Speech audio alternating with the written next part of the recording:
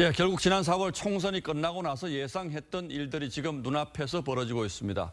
여당이 공언했던 대로 연내 공수처 출범도 가시권에 들어왔습니다. 얼어붙고 있는 전국 전망, 정치부 김정우 기자에게 물어보겠습니다. 자, 김 기자 어서 오십시오. 공수처법이 이제 오늘 법사위 통과했으니까 이러면 내일 본회의도 이제 통과를 시도할 것 같은데 원래 있었던 공수처법이 있지 않습니까? 이것과 이번 개정안에 뭐가 달라진 겁니까? 원래는 공수처장 후보를 추천을 할 때 추천위원 7명 중에서 6명 이상 찬성해야 합니다. 그런데 이제 야당 추천위원 2명이 반대를 하면 추천 자체가 불가능했는데 개정안에서는 이 6명이라는 숫자를 제적위원 3분의 2로 바꿨습니다. 그래서 7명 중에 5명만 찬성해도 되기 때문에 야당 비토권이 이렇게 무력화가 되는 겁니다. 또 공수처 검사 요건을 변호사 자격 10년 보유에서 7년으로 완화하고 재판 수사 실무 경력 5년 이상 조항을 아예 뺐는데요. 야당에선 민변 출신 변호사들을 투입하기 위한 거라고 이렇게 의심을 하고 있습니다. 그러니까 야당 추천위원 2명이 다 반대해도 공수처장 여당이 마음대로 할 수 있다 이런 거죠? 맞습니다. 그러면 이제 이미 지난번 추천위 회의에서 다수의 표를 받은 사람들이 있는데 다수 표 받은 분이 2분 있었다는 거죠? 예, 그 사람들이 바로 이제 대한변협이 추천한 김진욱 헌재 선임 연구관하고요.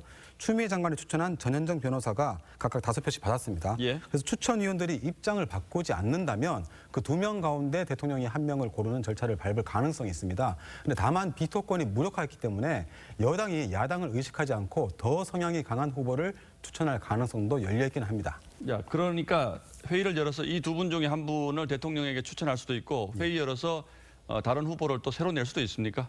그거는 이제 좀 더 절차를 밟아야 될 것 같습니다. 예, 그렇다면 어쨌든 연내에 공수처 출범은 가능한 겁니까, 그럼? 그러면 이제 공수처장도 일단 다른 장관들처럼 인사청문 절차를 거쳐야 합니다. 그래서 대통령이 청문 요청서를 국회에 보내면 최장 20일 동안 청문 절차를 마쳐야 되는데 여당이 이 절차를 좀 빠르게 진행하면 연내 출범이 불가능한 거는 지금 아닙니다.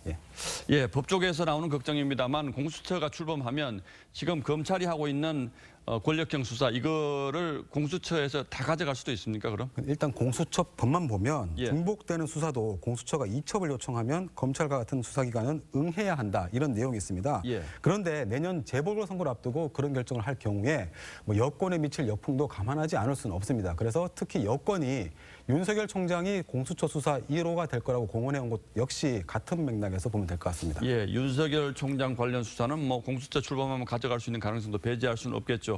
자, 그러나 야당이 내일 이제 이 본회의로 공수처법이 올라오면 필리버스터 그러니까 의사진행 방해 연설을 하겠다고 지금 예고를 하고 있는데 이건 전혀 변수가 안 됩니까? 그래서 내일 끝나는 정기국회 회기 내에 처리가 지금 어렵습니다. 왜냐하면 이제 국회법에 따르면 필리버스터도 회기가 끝나는 경우는 자동으로 종결이 됩니다. 그리고 다음 회기가 시작되면 곧바로 표결을 해야 되는데요.